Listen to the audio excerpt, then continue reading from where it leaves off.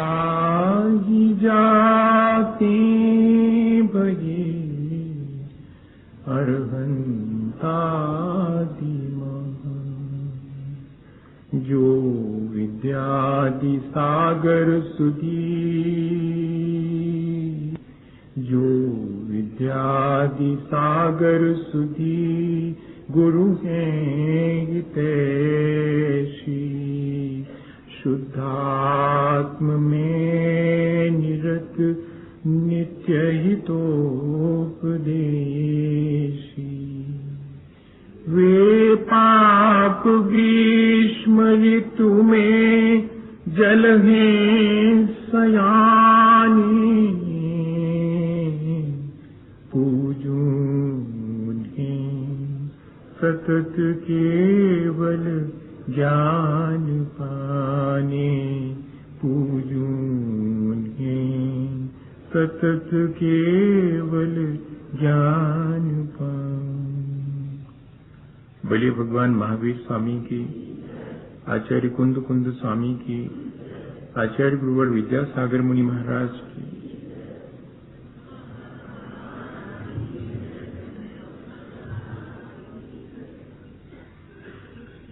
हम सभी लोगों ने पिछले दिनों अपने जीवन की विविधता और इस संसार की विचित्रता, इन दोनों बातों को जानने के लिए एक प्रक्रिया, एक विचार की प्रक्रिया शुरू की थी और हमने ये बहुत अच्छे से समझ लिया है कि हमारे जीवन में जो भी घटित होता है उसका प्रमुख कारण मेरा अपना कर्म है। मैं कर्म निरंतर करता हूं, कर्मों का फल भी मुझे ही चखना होता है और इतना ही नहीं, कर्मों का फल चखते समय मेरी जो असावधानी है, मेरी जो गाफिलता है, मेरी जो अज्ञानता है, वो मुझे और नए कर्म बंधन के लिए मजबूर कर देती है। कर्म सिर्फ एक भौतिक प्रक्रिया नहीं है, कर्म एक मानसिक, भावनात्मक और आध्यात्मिक प्रक्रिया भी है। कर्म दोनों तरह के किए जा सकते हैं। संसार बढ़ाने वाले कर्म भी जो अत्यंत सांसारिक होते हैं और संसार से पार होने के कर्म भी किए जाते हैं जो कि आध्यात्मिक होते हैं।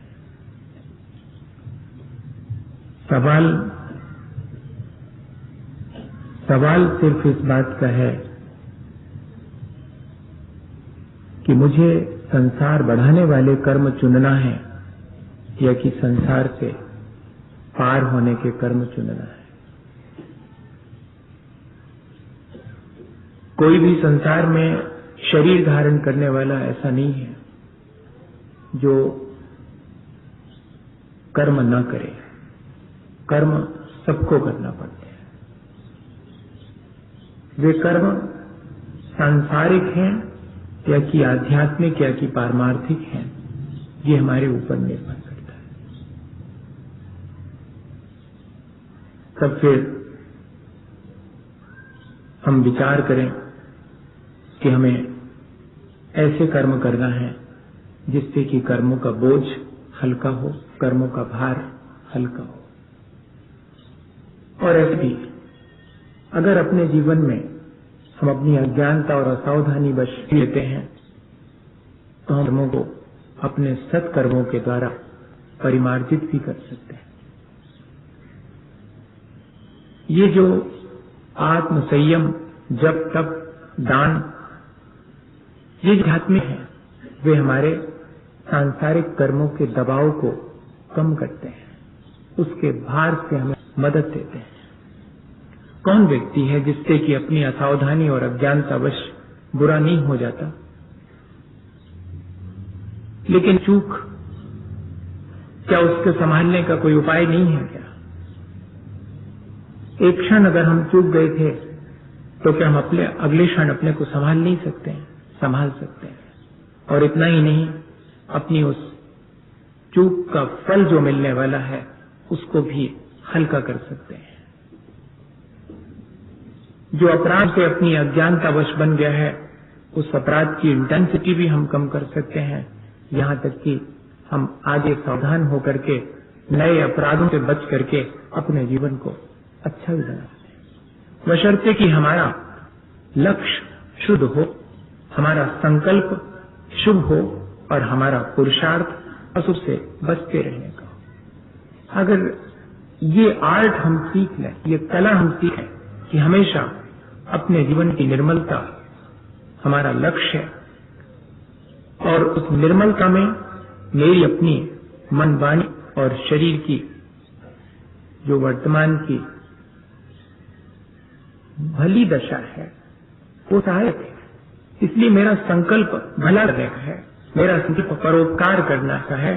संसार के घात प्रघात से मैं अपने संसार को उलझ करके बढ़ाना नहीं चाहता। इसलिए मेरा संकल्प मैंने शुभ करने का लिया है ताकि मैं अपने उस शुद्ध रथ को प्राप्त कर सकूं।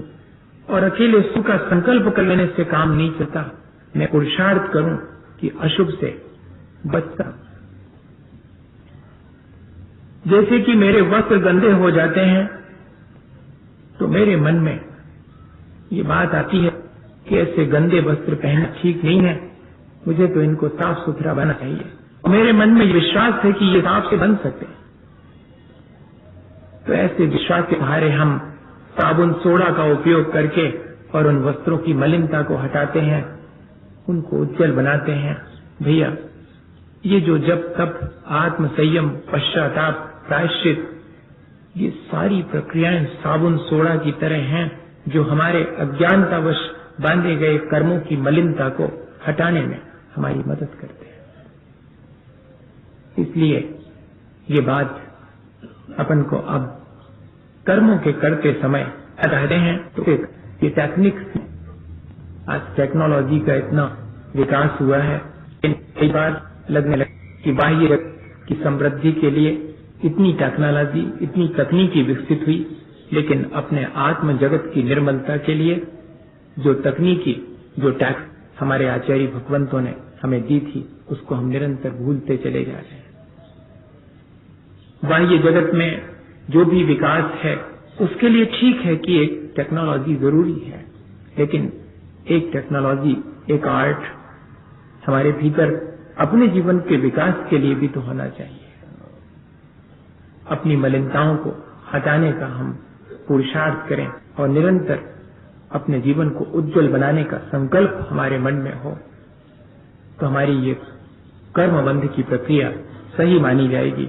वरना मैंने देखा है कि कर्मों के बारे में राई रत्ती जानने वाले को मालूम है कि किस प्रकृति का बंध कहाँ तक होता है, किसका उदय कहाँ तक चलता है और किसकी सत्ता कहाँ तक चलती है, और क्या टेक्नोलॉजी है कि हम इन चीजों को अपने भीतर ही सत्ता में नष्ट कर सकते हैं। क्या उत्कर्षण है, क्या अपकर्षण है, क्या उदय है, क्या उदीर्णा है और क्या संक्रमण है, राई रत्ती जानते हैं। बैठ जावें तो ऐसी चर्चा करें कि चर्चा सुन करके सामने वाले को लगे कि अद्भुत है ज्ञान, लेकिन जरा जीवन में झांक करके देखें तो वहां सारा कुछ अज्ञानता में व्यतीत हो रहा है। इसलिए मैंने वो सारी बातें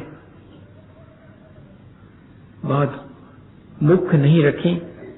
हमने तो सिर्फ कर्म सिद्धांत से यही सीखने की कोशिश करी है कि मेरी अपनी अज्ञानता में मेरे से जो कुछ भी बुरा हो गया है, अब मैं उसके लिए रोऊं तो रोने से कोई फायदा नहीं होने वाला। जब वो मुझे अपना फल देगा तब उसका फल पाने के लिए मैं बचने की कोशिश करूं कि मुझे फल ना पाना पड़े, या कि मैं हाय तो वह मचाऊं, दुखी हूं तो भी कोई फायदा नहीं होने वाला। मेरा फायदा तो इसमें है कि मेरी अज्ञानता से मैंने जो अपने भीतर खोटे कर्म संचित कर लिए हैं, हो सके तो कोई वर्तमान में ऐसा उद्यम करूं, ऐसा पुरुषार्थ करूं जिससे कि उन खोटे कर्मों का दबाव कम हो जावे और आगे के लिए उनकी जो संतति, उनकी जो परंपरा चल रही थी उसको भी हम रोक सकें। बस इतना ही पुरुषार्थ हमें वर्तमान में करना चाहिए। कर्म जो हम करते हैं उनका फल सिर्फ हमें ही मिलता हो, यह बात सब जानते हैं, लेकिन ध्यान रखना कि इतना ही नहीं है।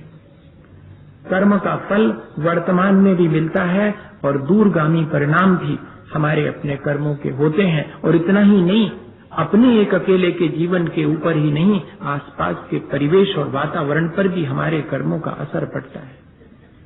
ये बात भी हमें जरा विचार कर लेनी चाहिए। कर्म करते समय कितनी जिम्मेदारी हमारी है, ये बात हमें समझ में आनी चाहिए। तो फिर हमारे अपने कर्म करने की जो कुशलता है, वो हमारे कर्म तो करना है, लेकिन कुशलता कैसी हमारे अंदर होनी चाहिए कि ये कर्म मेरी क्षति ना करें, मेरे परिवेश की भी क्षति ना करें। मेरे किए हुए कर्म सिर्फ मेरी ही क्षति या ही उत्थान नहीं करते हैं, मेरे आसपास के परिवेश की क्षति और आसपास के परिवेश के उत्थान में भी कारण बनते हैं। इस बात पर भी हमें विचार करना चाहिए। मेरे कर्म मेरे वैयक्तिक नहीं हैं, वे सामाजिक और राष्ट्रीय और अत्यंत व्यापक हैं। जैसे अपन सब जानते हैं कि अगर परिवार में कोई एक व्यक्ति धर्मात्मा है, तो उस परिवार की विश्वसनीयता, उस परिवार के प्रति लोगों के मन में प्रशंसा का भाव, उस परिवार की प्रामाणिकता, इन सारी चीजों में बढ़ोतरी होती है कि नहीं होती? एक व्यक्ति परिवार में धर्मात्मा है तो सारे परिवार को उसका फल मिलता है या नहीं मिलता है? सबको उसकी प्रशंसा और उसकी विश्वसनीयता का लाभ मिलता है कि नहीं मिलता? आज हमें किस चीज का लाभ मिल रहा है? आज हमारे साथ एक चीज सबसे बड़ी जुड़ी है कि हम अपने आचार्य महाराज के शिष्य हैं। उनकी उस त्याग तपस्या का फल हमें भी मिल रहा है कि नहीं मिल रहा है? जहां जाते हैं वहां पर लोग श्रद्धा की दृष्टि से देखते हैं, भैया उनके शिष्य हैं। हमने अभी कुछ भी नहीं किया, हमने आपसे कोई अभी बात भी नहीं की है, लेकिन इसके बावजूद भी और उसका फल मिलता है कि नहीं मिलता? ये सामने उदाहरण है अपने, कोई ऐसी चीज नहीं है, सबके देखने में अनुभव में आती है। और इतना ही नहीं है, एक मछली सारे तालाब को गंदा करती है, इसका भी उदाहरण सबके सामने है कि अगर दुर्योधन को थोड़ी सी राज्य की लोलुपता नहीं होती तो युद्ध नहीं होता। और एक अकेले गांधी जी को अहिंसा और सत्य का पालन करते हुए देश को स्वतंत्रता नहीं मिलती अगर उनके शुभ कर्म का सबको फल नहीं मिलता। तीर्थंकर अपने आत्मा का खुद कल्याण करते हैं, लेकिन तीर्थंकर की दिव्य ध्वनि को सुन करके चतुर्वेद संघ अपना कल्याण कर लेता है। हमारे किए हुए कर्म दूसरे के उत्थान और पतन दोनों में जिम्मेदार होता है। माता पिता के अपने जैसे कि धन संपत्ति अपने बेटे को मिलती है, इतना ही नहीं समझना, माता पिता का कर्ज भी बेटे को ही चुकता करना पड़ता है। दोनों ही स्थितियां हैं। उनके किए हुए भले और बुरे कर्मों का असर आने वाली संतति पर भी पड़ता है। इतनी सावधानी का काम है कर्म करना। सिर्फ हमारे ही अपने जीवन को वे मुश्किल में नहीं डालते हैं या हमारे जीवन का उत्थान नहीं करते हैं, वे हमारे आसपास के परिवेश को भी प्रभावित करते हैं। ये बात हमारे ध्यान में बनी रहे। तब फिर कैसे कर्म करना है, ये अपने मन में अपने आप ही विचार आना शुरू होगा। ये सारी चीजें ध्यान में रख के अब अपन थोड़ा सा आज आगे बढ़ते हैं। एक छोटा सा उदाहरण देख लें और फिर उसके बाद अपने को समझना ये है कि मैं जिन कर्मों का फल भोग रहा हूं वो मैंने किन भावों से बांधे होंगे।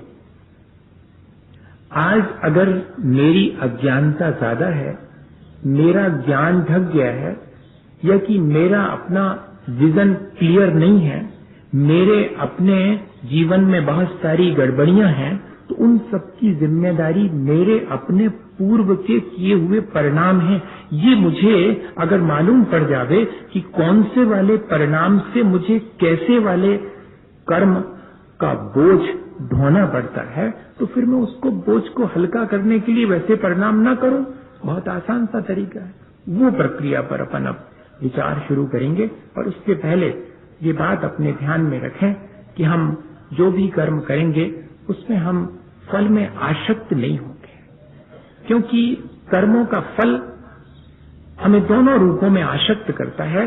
जब वो भला फल देता है तब हमें गाफिल कर देता, हमारे भीतर अहंकार पैदा करता है, और जब वो अपना खोटा फल देता है तब वो हमें संक्लेशित कर देता है। और अहंकार और संक्लेश, इन दोनों प्रक्रियाओं से मैं और अधिक अपने संसार को बढ़ाता हूं। इसलिए पहली चीज कि मैं इस कर्म के फल में अपनी आसक्ति घटाऊं, और जो कर्म मैं करता हूं उसको कर्तव्य मान के करूं, उसमें कर्ता न बनूं। ये दूसरी चीज है। पहली चीज कि मैं अपने कर्मों के फल में आसक्ति न रखूं, कर्म करूं तो कर्तव्य मान करके करूं और कर्ता बन के न करूं। अगर ये दोनों चीजें हमारे जीवन में आ जाएं कि कर्म का फल भोगते समय क्या सावधानी रखना और कर्म करते समय क्या सावधानी रखना, फिर देखिएगा वे कर्म हमारे जीवन को ऊंचा उठाने वाले ही होंगे। एक उदाहरण है, असल में हम सब लोग कर्म करने में उतने उत्सुक नहीं हैं, हम तो कर्म के फल में उत्सुक हैं, देखा जाए अगर तो। और हमें तो कई बार ऐसा लगता है कि फल मिल जावे, हमें कर्म नहीं करना पड़े तो और अच्छा है। ये जितनी भी लाटरी वाटरी की प्रक्रिया शुरू हुई, उसके पीछे उद्देश्य क्या था? कछु न करने पड़े और घर बैठे और हाथ पे पैसा मिल जाए। Wealth without work. Gandhi ji ने इसको एक पाप कहा है। Wealth without work is a sin, और knowledge without morality is a sin. नैतिक मूल्य कुछ भी नहीं है और नॉलेज खूब सारी है तो वो पाप में ले जाएगी आपको, जैसे ले जा रही है आज। कितना तो ज्ञान है लोगों के पीछे, लेकिन नैतिक विकास की कोई चिंता नहीं, आध्यात्मिक विकास की कोई चिंता नहीं। ज्ञान तो अपार, वो कहां ले जाएगा? पतन की तरफ ले जाएगा। ये जो अकर्मण्यता है, कर्म नहीं करने की जो प्रवृत्ति है, लेकिन फल की आकांक्षा बहुत है। और इतने ही नहीं, खोटे कर्म करके भले फल की आकांक्षा, ये संसार बढ़ाने वाली। इसके लिए एक उदाहरण अपन समझ लेवे। कितने तरह के लोग हैं और अपन उसमें से कौन से प्रकार के हैं, ये जरा सा विचार कर ले। एक वे लोग हैं जो कि कर्म तभी करते हैं जब ये तय हो जावे कि फल क्या मिलेगा। असल में ये फल में ज्यादा रुचि रखते हैं, कर्म में रुचि नहीं रखते हैं। ऐसा जीवन में अपने भी कभी कभी मन में आता होगा कि करना ना पड़े और उसका फल मेरे मन मुताबिक मुझे मिल जाए। दूसरे और अच्छे लोग हैं उससे, जो ये कहते हैं कि मैं तो अपना कर्म करूंगा, मेरा कर्तव्य है, और जब मैं अपना कर्तव्य बखूबी करूंगा तो उसका फल भी पाऊंगा। अब मुझे उस फल को लेकर के चिंतित होने की क्या आवश्यकता है? भले कर्म का फल भला मिलता है, बुरे का फल बुरा मिलता है। अब मुझे इसमें ज्यादा चिंतित होने की भी आवश्यकता है। ऐसा होता कि भैया कभी कभार बुरे कर्म का फल भी अच्छा मिल जाता है, या कि अच्छे कर्म का भी बुरा फल मिल जाता है। ऐसा अगर कुछ नियम होता तो फिर जरा चिंता की बात थी। और तीसरे प्रकार के लोग थोड़े और निश्चिंत हैं। वो तो ये कहते हैं कि मैं तो कर्म करता हूं, फल तो भगवान पर छोड़ता हूं। ये भक्त किस्म के लोग होते हैं। और दूसरे किस्म के लोग गृहस्थ हैं, और पहले किस्म के लोग अकर्मण्य हैं। अकर्मण्य व्यक्ति कहेगा कि मैं तो कर्म तभी करूंगा जब मुझे फल मिलने की तय कर दो आप कि ये फल, बल्कि मुझे पहले ही फल दे दो, फिर बाद में देखेंगे, काम तो बाद में करेंगे। पैसा पहले धर दो तो वहां काम हो जाए, फिर बयाने कर दें, पैसा रखो पहले। ये क्या है? ये आज अकर्मण्यता की तरफ ले जाने वाली प्रक्रिया शुरू हो गई कि नहीं हो रही? अवार्ड पहले, वर्क बाद में। गृहस्थ सिर्फ इतना मान के कर्म करे कि उसका कर्तव्य है, अच्छा करूंगा अच्छा फल मिलेगा, बुरा करूंगा बुरा फल मिलेगा। भक्त व्यक्ति थोड़ा और निश्चिंत रहता, वो कहता मैं तो अपना कर्म करता हूं, बाकी मैं सब भगवान पर छोड़ता हूं, वो जाने। हालांकि भगवान इस प्रपंच में नहीं पड़ता, लेकिन मेरी श्रद्धा, मेरी भक्ति मुझे निश्चिंत करने के लिए ये अच्छा उपाय है कि वो जाने मैं तो निश्चिंत हूं, मुझे काहे को चिंता करने की बात। जैसे बच्चे लोग कहते हैं कि भैया मुझे क्या चिंता करना है, कैसे कमा रहे, क्या कर रहे हैं, पिताजी जाने। और चौथे प्रकार के वे हैं जो थोड़े और ज्यादा ज्ञानी हैं, जो ये कहते हैं कि कर्म मैं करूंगा, मुझे उसके फल की कोई आकांक्षा नहीं है। ऐसा निष्काम कर्म करने वाले तो बहुत विरले साधुजन, जिनको स्थित प्रज्ञ कहते हैं, जो अपने कर्म के फल में समता धारण करते हैं, जो अच्छा फल मिलने पर एक्साइट नहीं होते और बुरा फल मिलने पर डिप्रेस नहीं होते और साम भाव से अपना कर्म करते चले जाते हैं, ऐसे विरले ही हैं। हम भी कभी ऐसा कर्म करके देखें। और पांचवें प्रकार के और हैं जो न कर्म करते हैं और न कर्म का फल चाहते हैं, जो कहते हैं ना तो मैं कर्म करता हूं, न मुझे कर्म के फल की आकांक्षा है। ऐसे या तो बहुत पहुंचे हैं या फिर एकदम निठल्ले हैं। अब ये डिसाइड कौन करेगा? ये तो उनके अपने परिणाम डिसाइड करेंगे। सांसारिक कार्यों को नहीं करना और उनके फल की आकांक्षा भी नहीं रखना, ये तो बहुत पहुंचा हुआ व्यक्ति हो सकता है, और या फिर निठल्ला आलसी व्यक्ति हो सकता है जो कि अपने जीवन के लिए कोई कर्म ही ना करे और उसके फल के प्रति भी और अज्ञानी बना रहे। अब हमें इन पांच में से कौन सा होना है, ये विचार स्वयं करना चाहिए। कर्म तो सभी कर रहे हैं, फल की आसक्ति पूर्वक भी कर रहे हैं और सहज भाव से भी कर रहे हैं। अच्छा करूंगा तो अच्छा फल मिलेगा। और कुछ लोग हैं जो कि कर्म के फल के समय समता भाव भी धारण करते हैं। सबसे बढ़िया तो यही है कि मैं या तो कर्म के फल को भोगते समय समता भाव धारण करूं और या फिर जो है हमेशा शुभ कर्म करने के लिए तैयार रहूं, चाहे मेरे खोटे कर्मों का फल मुझे तकलीफ भी पहुंचाए, तब भी मैं अपने स्वधर्म, अपने आत्म धर्म में लगा रहूं, अपने कर्तव्य का पालन करता रहूं। या तो ऐसा कर लें और या फिर जो है समता भाव धारण कर लें, तो कर्मों पर विजय आसानी से हो सकती है। थोड़ा सा विचार अब मुझे इस बात पे करना है कि कितने तरह के कर्म हैं जो कि मुझे मेरे जीवन को निर्मित करने में अपना पार्ट अदा करते हैं, उनका अपना कितना हाथ है मेरे इस जीवन में। तो कुछ कर्म ऐसे हैं जो कि मेरे शरीर के आकार, प्रकार और रंग रूप का निर्धारण करते हैं। कुछ कर्म ऐसे हैं जो मुझे ऊंचे और नीचे होने का भाव मेरे अंदर उत्पन्न करने में कारण बनते हैं कि मैं ऊंचा हूं या कि मैं नीचा हूं। इसके लिए भी मेरे अंदर कुछ कर्म हैं जो निमित्त बनते हैं। कुछ कर्म हैं जो मुझे शरीर में कितने समय तक किस शरीर में रुके रहना है इस बात को निर्धारित करने में कारण बनते हैं। ऐसे भी कर्म हैं। कुछ कर्म हैं जो मेरी चेतना को, मेरी श्रद्धा को, मेरे आचरण को विकृत करने वाले हैं, उसमें कारण बनते हैं। वो भी कर्म मेरे भी 8 प्रकार के कर्म हैं। और कुछ कर्म और हैं बनते हैं। आचार्य भगवंतों ने इन्हें नाम दिए हैं। ढकने वाला, मेरी अज्ञानता को बढ़ाने वाला ज्ञानावर्णी कर्म है। मेरे नदी को कम और ज्यादा बनाने वाला, मेरे अपने सामान्य प्रतिभास को कम दर्शनावर्णी कर्म है। मेरे सुख दुख में निमित्त बनने वाला वेदनी कर्म है। मेरी चेतना को, मेरी श्रद्धा को, मेरे आचरण को विकृत कर देने वाला मोहनी कर्म है। मुझे एक शरीर में निश्चित समय के लिए रोके रखने वाला मेरा आयु कर्म है। मुझे ऊंचे और नीचे कुल का भान कराने वाला गोत्र कर्म है। मेरे शरीर का प्रकार, रूप, रंग का निर्धारण करने वाला नाम कर्म है। और मेरे दान, लाभ, भोग, उपभोग और मेरी सामर्थ्य में बाधा डालने वाला अंतराय कर्म है। ये कर्म मेरे अपने जीवन में मैं स्वयं संचित करता हूं अपने परिणामों से। ये बहुत फिजिकल नहीं है, बहुत भौतिक नहीं है। ये हमारे साथ इंटरमिगिल करते हैं, हमारे साथ ट्रैप हो जाते हैं। वो बहुत भौतिक मालूम पड़ते हैं, लेकिन ये बहुत मानसिक, बहुत भावनात्मक कर्म हैं, जिनमें कि मेरा अपना पुरुषार्थ काम आता है।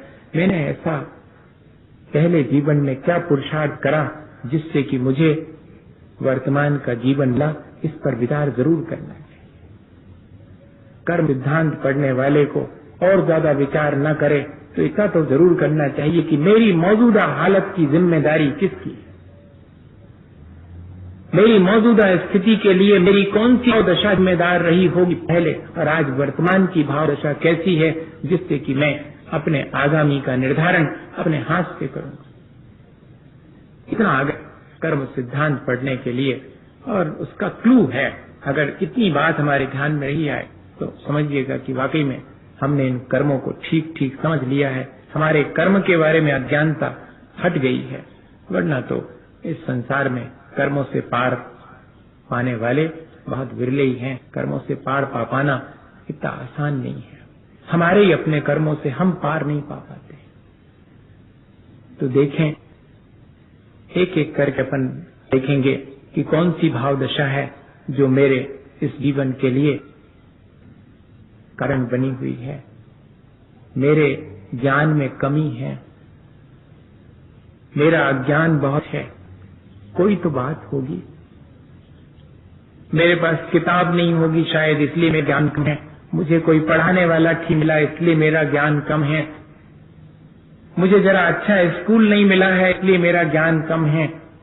कुछ फैसिलिटीज नहीं मिली हैं, इसलिए मेरा ज्ञान कम है। बहुत से कारणों पर हमारा ध्यान जाता है। तो ठीक है भैया, किसी के पास पुस्तक नहीं है, पर कई लोग ऐसे हैं जिनके पास पुस्तक नहीं होती पर फिर भी ज्ञान बहुत होता। कई लोग ऐसे हैं जिनको कि ठीक ठीक गुरु नहीं मिला है। द्रोणाचार्य नहीं मिल पाए थे एकलव्य को, लेकिन फिर भी धनुर्विद्या तो उसने सीख ली थी। तब फिर मैं कैसे कहूं कि गुरु के नहीं मिलने पर मुझे ज्ञान नहीं होगा, या कि किताब के नहीं मिलने पर मुझे ज्ञान नहीं हुआ है, और या कि मुझे कोई अच्छा स्कूल नहीं मिला पढ़ने के लिए, मुझे बहुत छोटे स्कूल में पढ़ रहा हूं मैं। आप तो सब यही सोचते हैं कि बड़े स्कूल में पढ़ूंगा, बड़े कॉलेज में पढ़ूंगा, कोई बड़े इंस्टीट्यूशन में पढ़ूंगा तो बहुत ज्ञानवान हो जाऊंगा। सोच तो हमारा ये है, लेकिन ये सारी चीजें बहुत बाहरी हैं। मेरे ज्ञान और अज्ञान को निर्धारित करने वाली ये चीजें नहीं हैं, ये बहुत बाह्य हैं। अगर हैं भी तो मेरे भीतर मेरे अपने परिणाम मेरे ज्ञान और अज्ञान को निर्धारित करते हैं कि कितना मेरा ज्ञान का क्षयोपशम होगा और कितना मेरा अज्ञान। ये दोनों चीजें कौन निर्धारित करता? मेरे अपने परिणाम निर्धारित करते हैं। आचार्य भगवंतों ने एक सूत्र लिखा, तत्पदोष निम्नो मात्सर्यांतराया साधनोपघाता ज्ञान दर्शनावरण योग। ज्ञान पर आवरण और दर्शन पर आवरण लाने वाले, उसको कम करने वाले ये जो ज्ञानावरण और दर्शनावरण कर्म है, जो हमारे साथ हम खुद ट्रैप कर लेते हैं, हम खुद उनको अटैच कर लेते हैं, उनके पीछे भाव दशा क्या है? प्रदोष, किसी के ज्ञान की कथा करते समय, जैसे कि ज्ञान की चर्चा चल रही है, बैठे बैठे सुन तो रहे हैं, लेकिन भीतर ही भीतर ईर्ष्या का भाव है। कोई ज्ञान की अच्छी बातें कर रहा है और उसकी बातें सुन भी रहे हैं, लेकिन प्रशंसा का तो एक शब्द मुंह से नहीं है। न मन में प्रशंसा का भाव है, बल्कि उल्टा मन में ईर्ष्या का भाव चल रहा है। अगर तो मानिएगा कि हमारे ज्ञान को हम अपने हाथ से खुद ढक रहे हैं, अपने अज्ञान का इजाफा हम खुद अपने हाथ से बढ़ा रहे हैं। यदि कुछ भी नहीं देख आ रहा है तो नहीं किया मैंने, मैं तो धर्म में बढ़िया बैठा था, मैं तो सुनने गया था ज्ञान की बातें, लेकिन मेरा अज्ञान और बढ़ गया। बढ़ेगा कैसे? नहीं, क्योंकि भाव दशा तो उस ज्ञान की कथा के समय ज्ञान की कथा करने वाले से और उस सच्चे ज्ञान से आपके मन में ईर्ष्या का भाव था, प्रशंसा का भाव नहीं आना। जहां प्रशंसा की जानी चाहिए थी ज्ञान की, हमने ज्ञान की प्रशंसा नहीं करी, बल्कि उससे हमने द्वेष और कर लिया। हमारा ज्ञान ढक गया, हमारे बढ़ोतरी हो गई। किसी नहीं है, नहीं जानता हूं, ऐसा कह देना पुस्तक और गुरु के बारे में।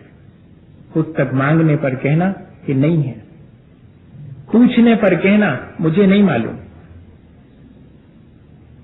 आपने ये ज्ञान कैसे प्राप्त किया? बड़ा अच्छा ज्ञान है आपका, मैंने खुद अपने द्वारा अर्जित किया। अपने गुरु के प्रति जिनसे कि ज्ञान सीखा है, एक अक्षर भी जिससे सीखा है, उसके प्रति हमारे मन में, जिस गुरु से ज्ञान हासिल किया है, उसका नाम और उस छिपाने की कोशिश मत करना, मन में वैसा भाव तक नहीं लाना। वरना हमारे ज्ञान में कमी आती है। आचार्य महाराज सुनाते हैं कोई घटना कि किसी महाराज के जीवन में ऐसा हुआ, उनका ज्ञान का क्षयोपशम इतना बढ़ गया कि गुरुजी से भी ज्यादा हो गया। अब उनको इस बात में शर्म आने लगी। लोग पूछते थे जबकि आपका इतना उत्कृष्ट ज्ञान, तो उनको इस बात में शर्म आने लगी कि कैसे कहें कि इन गुरुजी से सीखा, भी तो बिल्कुल ही बुद्धू है, उनका नाम बता करके हमें क्या मिलने वाला। नहीं, मैंने अपने पुरुषार्थ से ज्ञान को अर्जित किया है। ऐसा अहंकार उनके भीतर आ गया और अपने गुरु का नाम छिपा लिया और गुरु के प्रति अभिनय का भाव आ गया। उसका परिणाम उनके जीवन में ही देखने में आ गया कि इतना कुंदन सा शरीर था, वो धीरे धीरे पूरा ब्लैकिश होता चला गया जीवन में। लेकिन वो ज्ञान ऐसा नहीं था, थोड़ी असावधानी हो गई, इसलिए ऐसी स्थिति बन गई। लेकिन जैसे ही उनके शरीर में परिवर्तन होना शुरू हुआ, उनका ध्यान चला गया और उनको अपनी गलती का एहसास हुआ। तो कहते हैं कि अत्यंत पश्चाताप किया, गुरु के चरणों में जाकर के माफी मांगी और कहते हैं कि कुछ दिनों के अंदर उनका शरीर ज्यों का त्यों हो गया। भैया, अपने किए हुए कर्मों का तुरंत भी परिणाम मिलता है और दूरगामी परिणाम भी होता है। बहुत सावधानी की आवश्यकता है। अरे भाई, अपन ने ज्ञान हासिल कर लिया है तो जिस पुस्तक से हासिल किया है, जिन गुरुजनों के चरणों में बैठ के हासिल किया है, उनकी कृतज्ञता। लेकिन उन क्षणों में मेरा अहंकार मुझे शांत नहीं बैठने देता। मुझे याद है, खुद सतना वाले आके बैठे हैं, बात होती थी और सैकड़ों लोग बैठे हुए हैं और प्रश्नोत्तरी के दौरान एक के बाद एक प्रश्न आते चले जा रहे हैं और मैं जवाब देता चला जा रहा हूँ आचार्य महाराज का स्मरण करके। और एक प्रश्न उसके बीच में ऐसा आया कि अद्भुत है आपका ज्ञान, इस क्षण में तो ऐसा लग रहा है कि जैसे आपके जिह्वा पर सरस्वती आके बैठ गई। और ये पकड़ के मेरे 30 सेकंड के लिए ये विचार आ गया कि हाँ, सचमुच मेरे पास ज्ञान की अच्छी सामर्थ्य है। और आप आश्चर्य करेंगे कि अगले वाले उत्तर, जबकि 2-5 सेकंड लगते, लेकिन 1 मिनट तक अगले वाले का उत्तर नहीं सूझा। मेरे मन में क्या कर रहा हूँ मैं तो आचार्य श्री का आशीर्वाद लेकर के इस गद्दी पे बैठा हुआ हूँ, मैं थोड़ी उत्तर दे रहा हूँ, उत्तर तो वो ही दे रहे हैं। और जैसे ही ये भाव आया और उसके बाद प्रश्न के उत्तर बनने लगे। मैंने अपने जीवन में ऐसा कई बार अनुभव किया। मैं आपको इसलिए कह रहा हूँ क्योंकि अपने इस छोटे से क्षयोपशम ज्ञान के अहंकार में अपने गुरु या कि किसी अपने शास्त्र जिससे कि हमने ये सारी विद्या हासिल की है, उसका नाम छिपाने का प्रयत्न नहीं करना, ना अपने बच्चों को ऐसी सलाह देना, बल्कि दो, विद्या तो बांटने से बढ़ती है। 2 ही चीजें हैं संसार में जो बांटने से घटती नहीं है, ज्ञान या कि प्रेम। कितने ही बांटो, बढ़ता चला जाता है। इनमें कभी भी जो है और अहंकार नहीं करना, तत्प्रदोष निंदा मास्तरी, देने योग्य ज्ञान को नहीं देना, जानते हुए भी देने से इनकार कर देना। भीतर कौन सा भाव है? कलुषता का भाव है कि मेरे ज्ञान दे देने से इसका बढ़ जाएगा, ये मेरे से आगे न निकल जाए।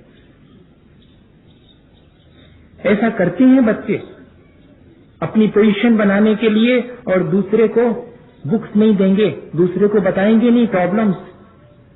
सामान्य पढ़ाई में भी ये तो फिर तत्व ज्ञान की बात है। तत्व ज्ञान के समय अगर कोई ऐसा करे तब तो भारी अज्ञानता का ही कारण है, आगे भी अज्ञानता ही हाथ में आने वाली है। इसलिए भैया, जब भी कोई अपन को बात मालूम है, तत्व की बात, और कोई पूछे तो इनकार नहीं करना। देने योग्य ज्ञान है और पाने वाला भी उसकी योग्यता रखता है, तो मन में कलुषता रख करके कि इसको क्यों बताऊं, इसका ज्ञान बढ़ जाएगा, ऐसा भाव रख करके कभी बताने से इनकार नहीं करना। जब भी कोई चाहिए आपके कल्याण की, करुणा पूर्वक उसको 2 बातें कह देना, तो ही अपना ज्ञान बढ़ेगा। अपन को आज, अगर मैं इसलिए कह रहा हूं कि आज अपन को अगर ज्ञान नहीं है तो उसका कारण क्या है? मैंने कभी ऐसे खोटे भाव किए होंगे जिससे कि मेरा अज्ञान तो ज्यादा है और ज्ञान कमती है। हम अब रोना नहीं रो सकते कि मेरी अज्ञानता क्यों है। अगर रो नहीं हो तो अपने पुराने परिणामों पर रोएं हम कि ऐसे कैसे खोटे परिणाम किए होंगे कि जिसमें आज मेरा ज्ञान इतना अल्प है, मुझे अपने कल्याण की बात ही नहीं सूझती, मैं उस ज्ञान की बात कर रहा हूं। नहीं तो ऐसा वाला ज्ञान नहीं, ऐसा ज्ञान तो बहुत लोगों के पास है। ऐसा ज्ञान जिससे कल्याण की बात सूझे, वो है ज्ञान। दुनिया भर की जानकारी हासिल करने वाला क्षयोपशम कोई ज्यादा काम का नहीं है। क्षयोपशम तो वो है जिससे कि सारभूत रिलेवेंट जो चीजें हैं उनको जानने की सामर्थ्य प्राप्त हो। ऐसे ज्ञान की सामर्थ्य जिससे कि मैं अपने कल्याण की बात जानने के लिए उत्सुक हो जाऊं। संसार को जानने के लिए तो बहुत लोगों के पास बहुत सारा ज्ञान है, वो ज्ञान नहीं। मैं अपने सारभूत तत्व को जानने के लिए उसका ज्ञान का सदुपयोग क्यों नहीं कर पा रहा हूं? मैंने ऐसे कौन से खोटे भाव किए होंगे जिससे मेरा इन चीजों में ज्ञान नहीं जाता है? किताब पढ़ने का कहें अगर धर्म की तो मन नहीं लगेगा, और एक पत्रिका अभी खींच करके बैठ जाए तो जब तक पूरी ना हो जाए तो छोड़े नहीं। और अगर अपने कल्याण की अगर 2 लाइनें लिखी हुई हैं तो उसमें मन नहीं लगेगा, उबासी आएगी, उठ करके चले जाएंगे। ये क्या चीज है? ये कौन से ऐसे परिणाम मैंने खोटे किए होंगे पहले जिससे कि मेरा संसार के प्रपंच को जानने में तो बहुत रुचि होती है, और इन चीजों के जानने में जिनसे मेरा कल्याण है उसमें अरुचि हो जाती है। ये मैंने पहले मात्सरी किया होगा, सच्चे ज्ञान को देने में मैंने कोताही की होगी, कंजूसी की होगी। इसीलिए आज मुझे सच्चा ज्ञान पाने में और मुश्किल पड़ रही है। तत्प्रदोष निन्नो मात्सरी और अंतराय, ज्ञान और ज्ञान के साधनों में बाधा डालना। ये भी अपन वर्तमान में विचार करें कि कहीं ऐसा तो नहीं कि मैं दूसरे के सच्चे ज्ञान में बाधा डाल रहा हूं। बच्चे तो कह रहे हैं कि हम जा रहे हैं वहां पर प्रवचन सुनेंगे। हाँ सुनो प्रवचन, फेल हो जाओगे बाहर कर दूंगा, पढ़ना लिखना है नहीं, बस वहीं जा रहे हैं हम सुनने के लिए, महाराज के पास जा रहे हैं। अरे वाह, सच्चे ज्ञान के लिए तो आप रोक रहे हैं, और संसार के ज्ञान बढ़ाने के लिए जिसे 2 चीजें, एक जीव का ही वो एक सिर्फ जो आजीने वाली है वो ज्ञान तो खूब दो, और जिससे जीवन का उद्धार हो उस ज्ञान में बाधा डालो। इससे क्या होगा? इससे जो है मेरे ही अज्ञान बढ़ेगा, मेरे ही ज्ञान को ढकने वाला काम कर रहा हूं मैं। अगर कोई सम्यक ज्ञान की प्राप्ति की लालच है तो कभी उसमें बाधा मत डालना। जाओ पढ़ो। हमारी दादी हमें 10 पैसे देती थी अपनी अलमारी साफ करवाने की। हाँ, यहाँ पर है एक अम्मा जी, वो बिल्कुल दादी जैसी लगती, उनको देख करके मुझे याद भी आ जाती दादी। मैंने उनसे कहा भी था, तो उनकी आदत थी, ए भैया हमारी अलमारी कौन साफ करेगा? उसमें सब धर्म के ग्रंथ रखे रहते थे, और वो हर हफ्ते उनकी अलमारी साफ करने के लिए लालच देती, 10 पैसे ले लो। हम कहते हम करेंगे, क्योंकि 10 पैसे बहुत होते थे उस समय में। 77 और 71 की बात। तो हम 10 पैसे के लिए अलमारी साफ करते करते वो पहले छोटी छोटी किताबें चलती थी गुटका, तो वो बड़े अच्छे अट्रैक्टिव लगते थे, छोटी सी किताब। तो दादी ये हम ले लें? हाँ ले लो तुम तो ले लो। वो चाहती ये थी 10 पैसे के लालच में धर्म की किताबें पलटेगा, उठाएगा, धरेगा, संपर्क में आएगा, पता नहीं कौन सी चीज इसके लिए अच्छी लग जावे तो अपने बस्ते में रख लेगा, एक दिन खोल के पढ़ेगा, और 4 लाइनें अगर धर्म की पढ़ ली तो इसका कल्याण हो जाएगा। बस ये ललक है अपने भीतर या नहीं है? आज मैं ये कहना चाह रहा हूं, अपने बच्चों के प्रति और अपने परिवारजनों के प्रति ऐसी ललक है अपने भीतर कि 4 लाइनें ये पढ़ लेगा अपने कल्याण की तो इसका कल्याण हो जाएगा। इसको कैसा उपाय करूं जिससे कि थोड़ा सा समय अपने कल्याण की बातें सीखने में भी लगाए। दिन भर जो है वहां लगा रहता है संसार की चीजें जानने के लिए। डिस्कवरी चैनल पर 2 घंटे से बैठा हुआ है, लेकिन डिस्कवर करना है अपने आप को, अपने चेतना को, इसके लिए कभी कोई समय नहीं। ठीक है वो नॉलेज खराब नहीं है भैया, लेकिन उसके साथ साथ इसका कॉम्बिनेशन भी तो होना चाहिए, इस आत्म ज्ञान की ललक भी तो होनी चाहिए। नहीं तो कल के दिन हमारा अज्ञान बढ़ता चला जाएगा। आप ये नहीं सोचना कि आज वर्तमान में बहुत बच्चे बहुत ज्ञानवान हैं, बहुत बातें जानते हैं, कितना क्षयोपशम है, कितने बढ़िया है उनका। ये ज्ञान की क्षयोपशम की बात नहीं कर रहा हूं, ऐसा क्षयोपशम तो बहुत मिल जाएगा फोकट में। ज्ञान का वो क्षयोपशम जिससे कि हम रिलेवेंट रियलिटी को जान सकें, जो सारभूत सच्चाई है उसको जान सकें। और सारभूत सच्चाई तो 7 तत्व ही हैं। इनको जानने में हमें जो सामर्थ्य प्राप्त होती है, उस सामर्थ्य को प्राप्त करने के लिए परिणाम संभालना चाहिए। ए भैया वो उसकी तरफ ध्यान आज उन्होंने इधर रख दिया, इधर की जगह पर। और दो कारण और बचे, तत्पदोष निंदा मात्सरी, अंतराय, आसाधना और उपघात। ज्ञान का अनादर कर देना और ज्ञानी का अनादर कर देना, वाणी से और शरीर से। वचन का चल रही है, कोई बात अच्छी लग भी रही है, लेकिन कुछ नहीं है, सर ठीक है, समय बिल्कुल सांसारिक बातें कर रहे हैं, काहे में धर्म है कछु, तत्व की तो चर्चा नहीं करी। इतना ही में वाणी से या शरीर से, वहां मन ही मन में ईर्ष्या करी थी प्रदोष में, और यहाँ वाणी और शरीर से आसाधना कर दी। बाजू वाले से चर्चा में लग गए, अच्छी वचन का चल रही है, लेकिन अपन बाजू वाले से सटे हैं। हाँ, उसमें लिखा हुआ है कि धर्म चर्चा चलते समय और दो लोग आपस में इशारा करें या वाणी से कुछ कहना शुरू कर देवें, तो समझना यही तो आसाधना है ज्ञान की। ये बहुत हो जाती है, देख लो आप। और उपघात, सच्चे ज्ञान का नाश ही कर देना, अर्थात उसे अज्ञान कह देना, ये उपघात है। जो धर्म की बात है उसको तो अज्ञान कह देना, और जो संसार बढ़ाने वाली बात है ये ज्ञान है। सम्यक ज्ञान को तो ज्ञान नहीं कहेंगे और मिथ्या ज्ञान को ज्ञान कह रहे हैं। इस तरह हमने सम्यक ज्ञान की प्रशंसा नहीं की और उसकी आसाधना के साथ साथ उपघात कर दिया, उसका नाश ही कर दिया। पहले तो अनादर किया, तो फिर बाद में उसको नष्ट कर दिया। अब बताइएगा कि हमें अपने जीवन में कैसे सच्चा ज्ञान प्राप्त होगा। तो भैया, अगर हमें सच्चा ज्ञान प्राप्त नहीं हुआ है तो उसकी जिम्मेदारी किसी किताब की नहीं है, किसी गुरु की नहीं है, और ना किसी स्कूल और कॉलेज की है। उसकी जिम्मेदारी मेरे अपने भावों की। मुझे अपनी जिम्मेदारी समझनी चाहिए। मेरे अपने परिणाम मुझे इन सब चीजों से वंचित रखते हैं, और यदि मैं अपने परिणाम संभाल लूं तो ये सच्चा ज्ञान और सच्चा ज्ञान पाने की सामर्थ्य मेरे भीतर है। मैं उस सामर्थ्य को बढ़ा सकता हूं। उस सामर्थ्य को ढकने वाले जो भाव हैं उन सब से मैं बचूं। ऐसे कर्म न करूं जिससे कि मेरा सच्चा ज्ञान ढकने की सामर्थ्य, अनंत ज्ञान की सामर्थ्य मेरी ढक गई है। मैं अब अपने परिणाम संभाल करके अपने उस अनंत ज्ञान की सामर्थ्य को प्रकट करूं, ऐसा कर्म करूं जिससे कि मुझे ऐसी सामर्थ्य प्राप्त हो। इसी भावना के साथ पूरे आचार्य गुरुवर विद्यासागर मुनि महाराज। हे गुरुवर शाश्वत सुख दर्शक, यह नग्न स्वरूप तुम्हारा है। जग की नश्वरता का सच्चा दिग दर्शन करने वाला है।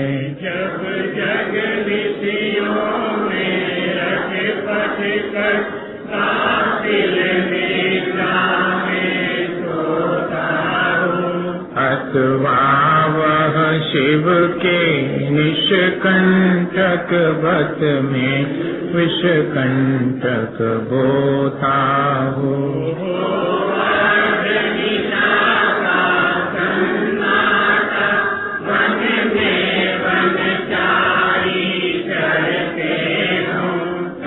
शांत निराकुल मानस तुम तत्वों का चिंतन करते हो। करते तपशैल नदी तट पर करु कलवर्षा की झड़ियों में। समतारस पान किया करते सुख दुख दोनों